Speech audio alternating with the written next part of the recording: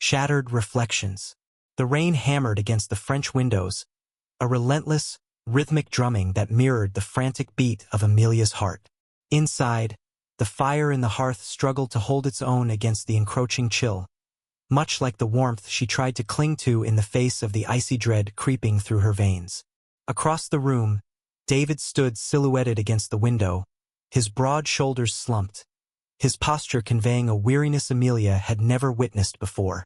Just an hour ago, this room had been their sanctuary, a testament to their 15 years together.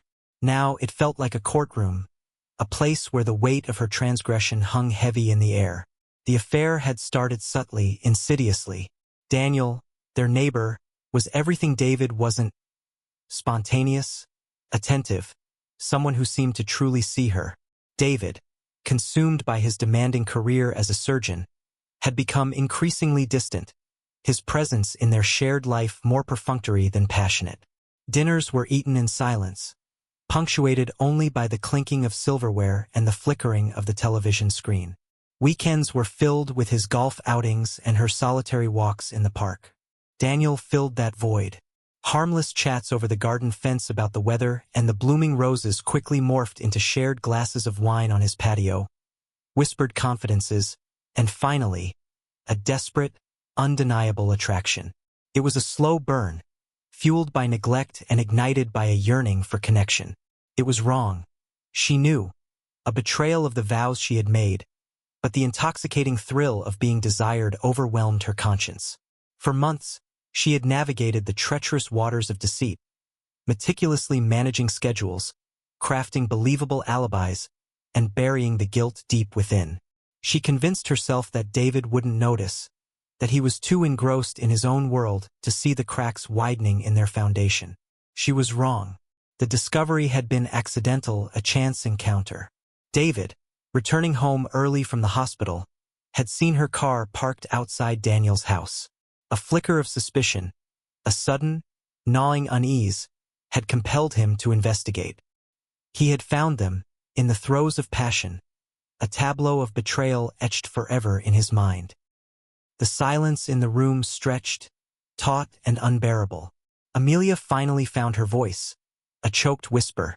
"David, I'm so sorry." He didn't turn. "Sorry? Sorry isn't enough, Amelia. Sorry doesn't undo what you've done." His voice was flat, devoid of emotion, a stark contrast to the rage she had expected. This coldness, this utter detachment was far more terrifying. "I know," she pleaded, stepping closer, her hand outstretched. "I know I messed up. I lost myself. Please, let me explain." He finally turned, his eyes, usually warm and filled with affection, now held a glacier-like chill. "Explain what, Amelia? Explain how you could betray me, our life, everything we built together? Explain how you could lie to my face, night after night? There is no explanation that will make this acceptable." She flinched, the truth hitting her like a physical blow. She deserved his anger, his contempt. She had shattered something precious, something irreplaceable. "It wasn't about you. Not really," she stammered, her voice trembling. "It was about me. I felt invisible. You were always so busy, so focused on your work. I felt like I was living in your shadow." "Invisible," he scoffed, a harsh, bitter sound. "I worked tirelessly to provide for us, to give you the life you deserved. I thought I was doing it for us.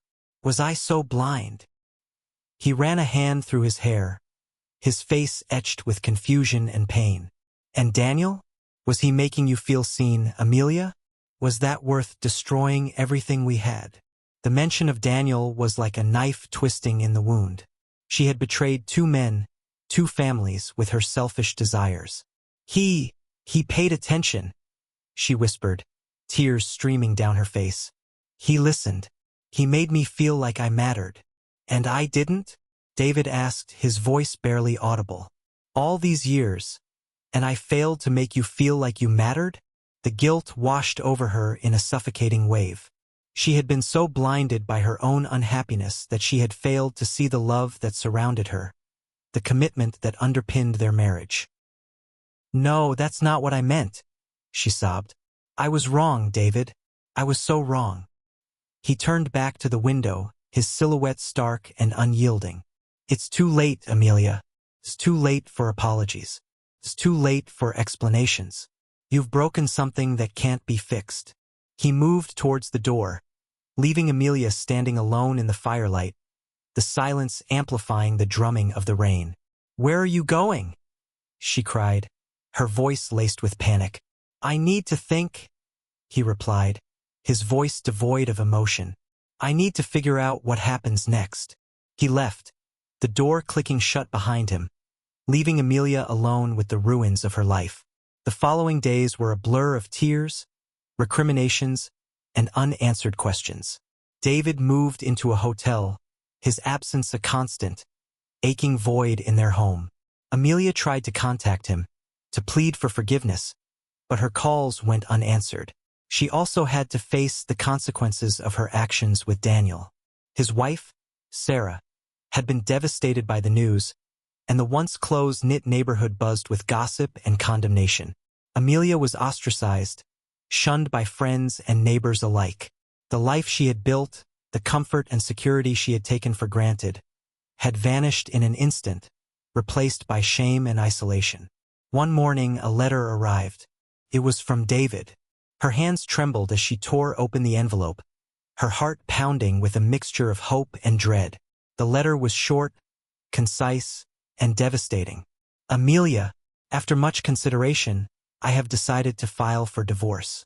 The trust is gone, and I don't see a way forward. I understand that this will be difficult, but I believe it is the only course of action. David." The words swam before her eyes. Divorce.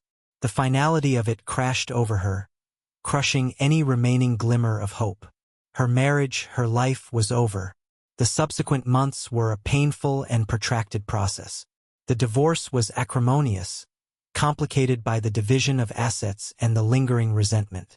Amelia lost the house, the life she had known, the future she had envisioned. Daniel, consumed by guilt and remorse, had moved away with his wife, leaving Amelia to face the wreckage of her choices alone. He had promised her a new life, a passionate romance, but in the end, he had only offered her ruin. Years passed. Amelia rebuilt her life, slowly, painfully, piece by piece.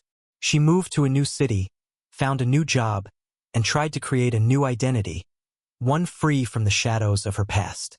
But the memories lingered, the guilt remained, and the scars of her betrayal never fully healed. She learned a harsh lesson about the fragility of trust, the devastating consequences of infidelity, and the enduring power of regret. One cold, rainy evening, years after the divorce, Amelia found herself staring into a mirror. The woman who stared back was older, wiser, but etched with a profound sadness. She saw the woman who had chosen passion over commitment, excitement over stability, and ultimately destroyed everything she held dear. She saw a shattered reflection, a constant reminder of the price of her choices. The dreams she had nurtured, the love she had betrayed, the life she had lost, all gone, like whispers carried away on the wind.